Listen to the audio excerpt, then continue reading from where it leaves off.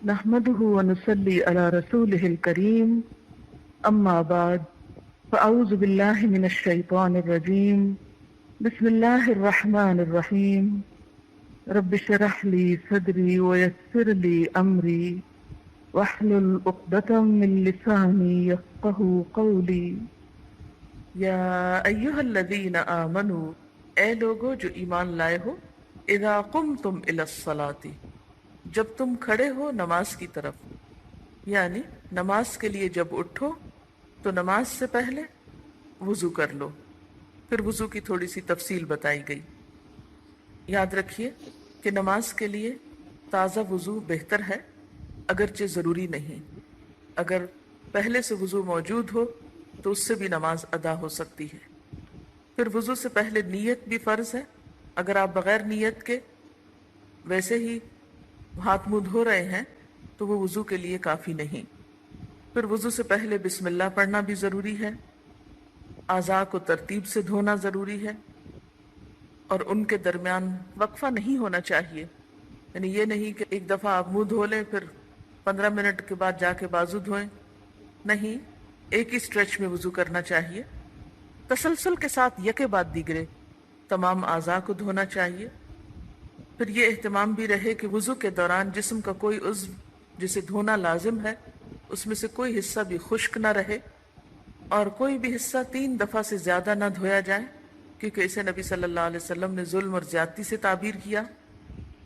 تو ارشاد باری تعالیٰ ہے فَاغْسِلُوا وُجُوهَكُمْ، اپنے چہروں کو دھو، وَأَيْدِيَكُمْ، اور اپنے ہاتھوں کو، إِلَى الْمَرَافِقِ، کوہنیوں تک۔ یہاں آپ دیکھ رہے ہیں کہ پہلے چہرے کا ذکر ہے پھر ہاتھوں کا ذکر ہے، کیونکہ ہاتھوں کے ساتھ پھر بازوؤں کا بھی ذکر ہے کوہنیوں تک، اس لیے ترتیب میں تھوڑا سا فرق ہے۔ سنت سے ہمیں پتہ چلتا ہے کہ کوئی بھی پاکیزگی کا جب کام کیا جائے تو سب سے پہلے ہاتھوں کا پاک ہونا ضروری۔ تو پہلے چہرہ، پھر اس کے بعد ہاتھ کوہنیوں تک۔ مرافق کا لفظ ہے، مرفق کی جمع ہے، ریف قاف اس کا روٹ ہے، رفق کا معنی ہوتا ہے نرم، سہل۔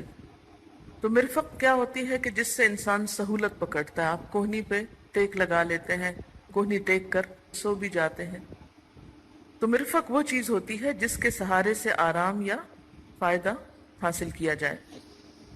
یہاں پر جسم کے ظاہری حصے جو دن رات ایکسپوز ہوتے ہیں انہیں خاص طور پر دھونے کا حکم مل رہا ہے۔ یعنی عام طور پر ہمارے ہاتھ اور بازو ننگے ہوتے ہیں، پھر اسی طرح چہرہ ننگا ہوتا ہے، پاؤں ننگے ہوتے ہیں۔ ان حصوں پر میل کچیل اور ڈسٹ زیادہ ہوتی ہے، اس لیے خصوصی طور پر ان کے دھونے کا حکم دیا جا رہا ہے۔ اور اس کے علاوہ سر کا مسح اور سر میں کان بھی شامل ہیں، تو وہ بھی ہمیں سنت سے معلوم ہوتا ہے۔ پہلے میں ان آیات کی ہلکی سی وضاحت کروں گی، پھر میں وضو کا مسنون طریقہ احادیث کی روشنی میں آپ کو بتاؤں گی انشاءاللہ۔ تو فرمایا کہ اپنے چہروں کو دھو لو اور اپنے ہاتھوں کو بھی الی المرافق، کوہنیوں تک، وامسحوا برؤوسکم، اور اپنے سروں کا مسح کرو، وارجلکم، اور اپنے پاؤں کو۔ یہاں پر آپ دیکھ رہے ہیں کہ برؤوسکم ہے اور ارجلکم ہے، بالکل ایسے ہی جیسے ایدیکم ہے، ایدیکم اس پہ زبر ہے، اور ارجلکم بھی اسی کے وزن پر ہے، اس لیے یہاں سے پاؤں کے دھونے کا بھی حکم مل رہا ہے۔ اور خاص طور پر جب آگے کہا گیا الی الکعبین، ٹخنوں تک، تو اس سے مزید تاکید ہو جاتی، کیونکہ اگر مسح کا حکم ہوتا تو ٹخنے کی بات کرنا ضروری نہ تھا۔ اور اپنے پاؤں کو دھو لو ٹخنوں تک، وَإِن كُنتُمْ جُنُبًا، اور اگر تم جنابت کی حالت میں ہو تو صرف وضو کافی نہیں، فَطَّهَّرُوا، تو تم پاک ہو جاؤ، یعنی یہاں پھر اب غسل کی ضرورت ہوگی۔ تو آئیے اب ہم تھوڑا سا دیکھتے ہیں کہ وضو کے بارے میں نبی صلی اللہ علیہ وسلم کی سنت کیا ہے، اور وضو کرنا جو ہے وہ کیوں ضروری ہے۔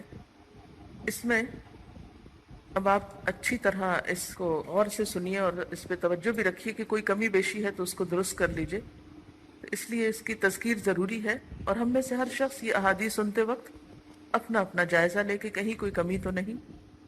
اچھا یہ دیکھیے کہ ان احادیث کو پڑھانے اور بتانے کا ایک مقصد یہ بھی ہے کہ الحمدللہ اب تک آپ نماز بھی پڑھ رہے ہیں، وضو بھی کر رہے ہیں، لیکن آپ کے پاس دلیل نہیں ہے، قرآن میں پورا طریقہ تو نہیں لکھا ہوا، صرف فرائض لکھے ہوئے ہیں۔ میں اصل میں یہ بات چھوٹی سی اس لیے کر رہی ہوں کہ آپ یہ نہ سمجھیں یہ سب باتیں تو ہم کو پتہ ہی ہیں اس لیے اور پھر دوبارہ پڑھنے کا کیا فائدہ۔ ایک ہوتا ہے علم ہونا اور ایک ہوتا ہے یقینی علم۔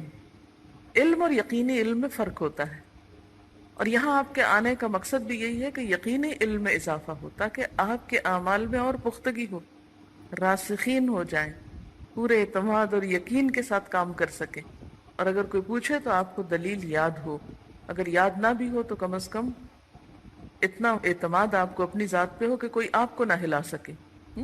چلیے، اچھا یہاں تھوڑی سی میں وضو کی تاریخ آپ کو ہلکی سی بتا دیتی ہوں کہ جب نماز فرض ہوئی اسی وقت وضو کا حکم بھی دیا گیا۔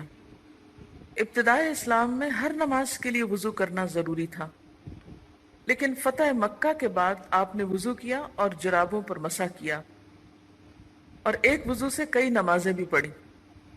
یہ دیکھ کر حضرت عمر نے عرض کیا، یا رسول اللہ صلی اللہ علیہ وسلم، آج آپ نے وہ کام کیا ہے جو آج سے پہلے نہیں کرتے تھے، یعنی آپ ہر نماز کے لیے تازہ وضو کرتے، آج آپ نے ایک ہی وضو سے کئی نمازیں پڑھی۔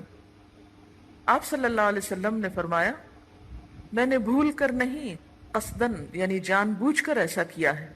یہ مسند احمد کی روایت ہے۔ اور جان بوجھ کر آپ نے ایسا کیوں کیا؟ تاکہ امت کے لیے سہولت ہو جائے۔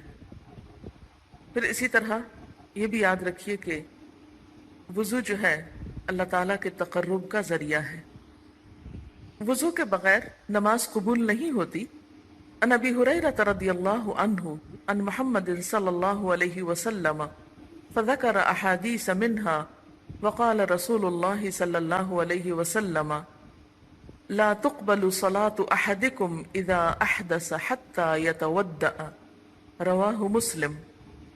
حضرت ابو ہریرہ رضی اللہ تعالی عنہ سے روایت ہے، انہوں نے رسول اللہ صلی اللہ علیہ وسلم کی کئی حدیثیں بیان کی، جن میں سے ایک یہ تھی کہ آپ نے فرمایا، اللہ تعالیٰ بے وضو کی نماز قبول نہیں کرتا یہاں تک کہ وہ وضو کر لے۔ اسے مسلم نے روایت کیا ہے۔ وضو کرنے سے پہلے بسم اللہ پڑھنا ضروری ہے۔ نبی صلی اللہ علیہ وسلم نے فرمایا، لا وضوء لمن لم یذکر اسم اللہ علیہ، اس شخص کا وضو نہیں جو بسم اللہ نہ پڑھے، یعنی شروع کرتے ہوئے بسم اللہ کہنا ضروری ہے۔ اب سوال یہ پیدا ہوتا ہے کہ وضو کرنے کا فائدہ کیا ہے؟ یعنی ہم بظاہر تو بسا اوقات ناپاک نظر نہیں آتے، کوئی داغ دھبا نہیں، کوئی گندگی نہیں ہمارے جسم پر، تو پھر ہم وضو کیوں کریں؟ اس کے بارے میں حدیث ہے، حضرت ابو ہریرہ رضی اللہ تعالی عنہ سے روایت ہے کہ رسول اللہ صلی اللہ علیہ وسلم نے فرمایا کہ میرا حوض عدن اور ایلا کے فاصلے سے بھی زیادہ بڑا ہے، یعنی جو آپ کو حوض کوثر نصیب ہوگا اس کی ڈسکرپشن دے رہے ہیں۔ عدن یمن کا ایک علاقہ ہے اور ایلا شاید فلسطین کا ہے، یعنی بہت لمبا، بہت چوڑا اور بہت بڑا ہوگا۔ اس کا پانی برف سے زیادہ سفید اور شہد اور دودھ سے زیادہ میٹھا ہے۔ اس پر رکھے ہوئے برتن تعداد میں آسمان کے تاروں سے بھی زیادہ ہیں۔ قیامت کے روز میں دوسری امت کے لوگوں کو اس طرح اپنے حوض پر آنے سے روکوں گا جس طرح کوئی آدمی دوسرے آدمی کے اونٹوں کو اپنے حوض پہ آنے سے روکتا ہے۔ صحابہ کرام نے عرض کیا، ہے اللہ کے رسول صلی اللہ علیہ وسلم، کیا آپ ہم کو اس روز پہچان لیں گے؟ یعنی اتنی مخلوق ہوگی، اتنا ہجوم ہوگا، تو آپ ہمیں پہچان لیں گے کہ ہم آپ کی امت کے لوگ ہیں؟ اور obviously صحابہ کرام کو تو آپ پہچانتے تھے، لیکن اب آپ کی امت میں سے ہم بھی ہیں، تو ہماری کیا آئیڈینٹی ہوگی وہاں پر؟ آپ نے فرمایا، ہاں، وضو کے باعث تمہارے ہاتھ پاؤں اس قدر روشن اور چمکدار ہوں گے کہ ایسے نشان کسی دوسری امت کے لوگوں کے لیے نہیں ہوں گے۔ یعنی جو اعضاء ہم دن میں کئی بار دھوتے ہیں، قیامت کے دن اس اندھیرے میں یہ چمکنا شروع ہو جائیں گے، اور ان کی چمک کی وجہ سے امت مسلمہ پہچانی جائے گی۔ ایک اور روایت میں آتا ہے کہ جو جتنا چاہے اس چمک کو بڑھا لے۔ تو وضو کا بہت بڑا فائدہ کیا ہے کہ قیامت کے دن یہ ہماری پہچان ہوگا، اور نبی صلی اللہ علیہ وسلم اس کے ذریعے ہمیں پہچانیں گے اور اپنے حوض سے پانی پلائیں گے اور شفاعت کریں گے۔ اور اگر ہاتھ منہ کالے لے کر گئے کبھی وضو ہی نہیں کیا تو پھر کیسے پہچانیں گے آپ؟ اپنی زبان سے جا کے کیا یقین دہانی کرائیں گے؟ پھر اسی طرح وضو کا ایک اور فائدہ یہ ہے کہ جو شخص وضو کرتا ہے، آپ نے فرمایا من تودع فاحسن الوضوء ثم قام الى الصلاة خرجت من ذنوبه سمعه وبصره ويداه ورجليه۔ اس کا معنی کیا ہے؟ جس نے وضو کیا اور بہت اچھی طرح وضو کیا، پھر نماز کے لیے کھڑا ہوا، اس کے گناہ اس سے نکل جائیں گے، اس کے کانوں سے، اس کی آنکھوں سے، اس کے ہاتھوں سے اور اس کے پاؤں سے۔ یعنی اگر کوئی شخص وضو کرتا ہے تو اس سے اس کے جسم کے گناہ دھل جاتے ہیں۔ پھر اسی طرح آپ صلی اللہ علیہ وسلم نے فرمایا کہ اگر کوئی شخص مکمل وضو کر کے یہ دعا پڑھے، کون سی دعا؟ اشہد ان لا الہ الا اللہ وحدہ لا شریک لہ واشہد ان محمدا عبدہ ورسولہ الا فتحت لہ ابواب الجنۃ الثمانیۃ يدخل من ایہا شاء، رواہ احمد و مسلم۔ اگر کوئی شخص مکمل وضو کر کے یہ دعا پڑھے، یہ جو ابھی میں نے پڑھی ہے اشہد ان لا الہ الا اللہ سے، ترجمہ ہے اس کا کہ میں گواہی دیتا ہوں کہ اللہ کے سوا کوئی الہ نہیں، وہ ایک ہے، اس کا کوئی شریک نہیں۔ میں گواہی دیتا ہوں کہ محمد صلی اللہ علیہ وسلم اللہ کے بندے ہیں اور اس کے رسول ہیں، تو اس کے لیے جنت کے 8 دروازے کھول دیے جاتے ہیں کہ جس سے چاہے داخل ہو جائے۔ یعنی اچھی طرح وضو کر کے دعا پڑھنے کا یہ فائدہ ہے۔ یاد رکھیے کہ وضو کے بیچ میں دعائیں نہیں ہیں، بلکہ مسنون دعا وضو کے آخر ہی کی ہے۔ اسی طرح ایک اور دعا بھی ہے، اللہم اجعلنی من التوابین واجعلنی من المتطہرین، اللہ مجھے بہت توبہ کرنے والا بنا دے اور پاک صاف لوگوں میں سے بنا دے۔ اس کا ترجمہ یہ ہے۔ تو اب آپ دیکھیں کہ کیا کچھ فائدے ہیں۔ نمبر 1 یہ کہ قیامت کے دن انسان کی پہچان ہوگی۔ نمبر 2 یہ کہ دنیا میں انسان کے گناہ ساتھ کے ساتھ دھلتے چلے جاتے ہیں۔ نمبر 3 یہ کہ اس شخص کے لیے جو وضو کے بعد یہ دعا بھی پڑھے تو جنت کے دروازے کھل جاتے ہیں۔ اور جیسا کہ آپ جانتے ہیں کہ الطہور شطر الایمان، پاکیزگی جو ہے وہ ایمان کا ایک بہت بڑا حصہ ہے۔ ایمان ہی مکمل نہیں ہوتا۔ وضو کرتے ہوئے یعنی ابتدا تو آپ نے کر لی، بسم اللہ پڑھ لی، پھر اس کے بعد آپ صلی اللہ علیہ وسلم نے ہر وضو کے ساتھ مسواک کی ترغیب دی ہے۔ عن ابی ہریرہ رضی اللہ عنہ عن رسول اللہ صلی اللہ علیہ وسلم قال لولا ان اشق علی امتی لامرتهم بالسواک مع کل وضوء۔ نبی صلی اللہ علیہ وسلم نے فرمایا اگر میری امت کی تکلیف کا مجھے احساس نہ ہوتا تو میں ہر نماز کے ساتھ مسواک کرنے کا حکم دے دیتا، یعنی کمپلسری کر دیتا اس کو۔ لیکن اگر کوئی شخص والنٹریلی خود کرتا ہے خوشی سے تو آپ نے فرمایا السواک مطہرۃ للفم مرضاۃ للرب، مسواک منہ کی پاکیزگی اور رب تعالیٰ کی خوشنودی کا سبب ہے۔ پھر اسی طرح اگر روزہ نہ ہو تو وضو کرتے وقت ناک میں اچھی طرح پانی چڑھانا چاہیے، اور ہاتھ پاؤں کی انگلیوں اور داڑھی کا خلال کرنا مسنون ہے۔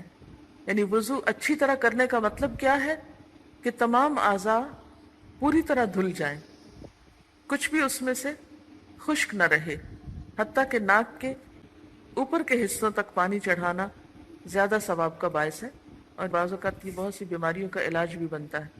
اور اسی طرح ہاتھ اور پاؤں کی انگلیوں میں خلال، ہاتھ کا خلال تو اس طرح ہوتا ہے ایک ہاتھ دوسرے ہاتھ میں ڈال دیتے ہیں، اور اس کا بھی مقصد یہ کہ اگر کوئی چیز اٹک گئی ہے یا خشک رہ گئی ہے یا جمی رہ گئی ہے اور سامنے نظر نہیں آئی تو وہ بھی دھل جائے۔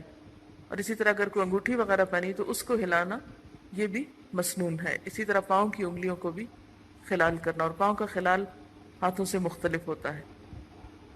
نبی صلی اللہ علیہ وسلم نے فرمایا وضو اچھی طرح کرو، ہاتھ پاؤں کی انگلیوں میں خلال کرو، اور اگر روزہ نہ ہو تو ناک میں پانی اچھی طرح چڑھاؤ۔ حضرت عثمان رضی اللہ تعالیٰ عنہ کی روایت ہے کہ نبی صلی اللہ علیہ وسلم وضو کرتے ہوئے داڑھی کا خلال کرتے تھے۔ خلال کیا ہوتا ہے؟ خلال خلل سے ہے، یعنی اپنی انگلیوں کو اس کے اندر پھیرنا، یعنی جیسے بالوں میں انگلی پھیرتے ہیں ایسے۔ پھر اسی طرح سر کا مسح کرنا، اس کا مسنون طریقہ کیا ہے کہ رسول اللہ صلی اللہ علیہ وسلم نے اپنے سر کا مسح اس طرح کیا کہ اپنے دونوں ہاتھ آگے سے پیچھے لے گئے اور پیچھے سے آگے لائے، یعنی پہلے سر کے اگلے حصے سے شروع کیا اور دونوں ہاتھوں کو گدی تک لے گئے، پھر جہاں سے شروع کیا تھا وہیں تک واپس لے آئے۔ اسے بخاری نے روایت کیا ہے۔ سر کے ساتھ کانوں کا مسح بھی ضروری ہے۔ حضرت عبداللہ بن عباس وضو کا طریقہ بتاتے ہوئے فرماتے ہیں کہ رسول اللہ صلی اللہ علیہ وسلم نے اپنے سر کا مسح کیا اور اپنی شہادت کی دونوں انگلیوں سے دونوں کانوں کے اندر اور اپنے دونوں انگوٹھوں سے دونوں کانوں کے باہر کے حصے کا مسح کیا۔ اسی طرح پگڑی پر بھی مسح کیا جا سکتا ہے، لیکن سکارف پر مسح کی کوئی دلیل نہیں ہے یا دوپٹے پر۔ حضرت مغیرہ بن شعبہ سے روایت ہے کہ نبی صلی اللہ علیہ وسلم نے وضو کرتے ہوئے پیشانی کے بالوں، پگڑی اور موزوں پر مسح کیا۔ پھر اسی طرح وضو کر کے پہنے ہوئے جوتوں اور موزوں اور جرابوں سب پر مسح ہو سکتا ہے۔ وضو کے اعضاء میں سے کوئی حصہ خشک نہیں رہنا چاہیے۔ حضرت انس فرماتے ہیں کہ نبی صلی اللہ علیہ وسلم نے ایک آدمی کو دیکھا جس کے پاؤں میں وضو کرنے کے بعد ناخن جتنی جگہ خشک تھی، یعنی بہت تھوڑی سی۔ نبی صلی اللہ علیہ وسلم نے اسے حکم دیا کہ واپس جا کر اچھی طرح وضو کرو۔ حضرت ابو ہریرہ سے روایت ہے کہ نبی صلی اللہ علیہ وسلم نے ایک آدمی کو دیکھا جس نے ایڑی نہیں دھوئی تھی، یعنی اوپر سے پانی ڈال لیا تو پیچھے سے ایڑیاں خشک تھیں۔ آپ صلی اللہ علیہ وسلم نے فرمایا وَيْلٌ لِّلْأَعْقَابِ مِنَ النَّارِ، خشک ایڑیوں کے لیے آگ کا عذاب ہے۔ یعنی وضو کی جو سستی ہے یہ معمولی سستی نہیں ہے۔ پھر اسی طرح وضو کے بعد پانی خشک کرنا یا تولیے کا استعمال کرنا یا نہ کرنا دونوں طرح درست ہے۔ حضرت عائشہ فرماتی ہیں کہ رسول اللہ صلی اللہ علیہ وسلم کے لیے ایک کپڑا تھا جس سے آپ وضو کے بعد بدن پونچھتے تھے، اور خصوصی طور پر سردی کے موسم میں اگر جذب کر لیا جائے پانی تو زیادہ بہتر ہے، ورنہ تو حکم یہ ہے کہ جتنے قطرے جب تک ٹپکتے ہیں اتنے گناہ جھڑتے چلے جاتے ہیں۔ حضرت میمونہ رضی اللہ تعالیٰ عنہا نبی صلی اللہ علیہ وسلم کے غسل جنابت کا طریقہ بیان کرتے ہوئے فرماتی ہیں کہ آپ نے غسل کے بعد اپنے دونوں پاؤں پھر دھوئے، یعنی آخر میں۔ اس کے بعد میں نے آپ کو تولیہ دیا تو آپ نے واپس کر دیا، یعنی ایک اور موقع پر تولیہ استعمال نہیں کیا۔ تو اس سے کیا پتہ چلتا ہے کہ دونوں طریقے درست ہیں۔ بعض اوقات ایسا تھا بہت گرمی ہوتی ہے، انسان نہاتا ہے تو سوچتا ہے کہ کپڑے بھی تھوڑے ٹھنڈے ہو جائیں تو بہتر ہے۔ حضرت عبداللہ بن عباس سے روایت ہے کہ نبی صلی اللہ علیہ وسلم نے وضو کرتے ہوئے ایک ایک مرتبہ بھی آزاد ہوئے، یعنی اس سے پتہ چلتا ہے اگر پانی کم ہو تو ایک مرتبہ بھی سارے اعضاء کو دھونا کافی ہے۔ اور ویسے مسنون طریقہ کیا ہے کہ 3 بار دھویا جائے۔ ایک اور روایت میں حضرت عبداللہ بن زید سے ہے کہ نبی صلی اللہ علیہ وسلم نے وضو کیا اور 2 مرتبہ آزاد ہوئے، یعنی اگر پانی اتنا ہے کہ 3 دفعہ نہیں دھو سکتے تو ایک کی بجائے 2 دفعہ بھی دھو سکتے ہیں۔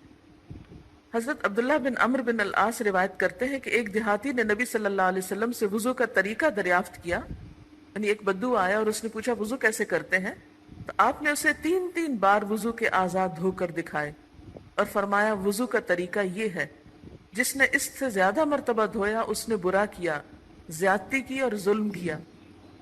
تو یہ بات یاد رکھیے کہ وضو کی نیت سے 3 دفعہ سے زیادہ نہ دھوئے، اس سے وہ وسواس اور جو وہم ہے وہ بھی کنٹرول ہوتا ہے، جو ایک نفسیاتی بیماری بعض اوقات لوگوں کی بن جاتی ہے کہ وہ دھوتے چلے جاتے ہیں اور پانی بہاتے چلے جاتے ہیں اور پھر بھی ان کی تسلی نہیں ہوتی، وہ سمجھتے ہیں کہ ابھی تک ناپاک ہے اور کوئی حصہ خشک نہ رہ گیا ہو۔ اس میں یہ کہ ایک دفعہ میں اگر رہ گیا تو دوسری دفعہ میں ہو جائے گا، دوسری دفعہ میں نہیں تو تیسری دفعہ میں، لیکن ایک اس سے زیادہ کی اجازت ہی نہیں ہے۔ بعض لوگ آپ سے بھی ہو سکتا مسئلہ پوچھیں کہ میں کئی دفعہ اب دھوتی ہوں اپنے اعضاء کو، تو ان کو بتائیے کہ نبی صلی اللہ علیہ وسلم نے اس سے منع فرمایا اور آپ بھی 3 دفعہ کے آگے مت دھوئیں، چاہے دل کی تسلی نہ ہو، کیونکہ اس کا علاج ہی یہی بتایا گیا کہ اس سے زیادہ دھویا نہ جائے۔ وہاں روک لیں اپنے آپ کو تو پھر آہستہ آہستہ عادت ٹوٹ جائے گی۔ وضو کرنے کے بعد بے مقصد یا فضول باتیں نہیں کرنا چاہیے۔ وآخر دعوانا ان الحمد للہ رب العالمین۔ سبحانک اللہم وبحمدک، اشہد ان لا الہ الا انت، استغفرک واتوب الیک۔ السلام علیکم ورحمۃ اللہ وبرکاتہ۔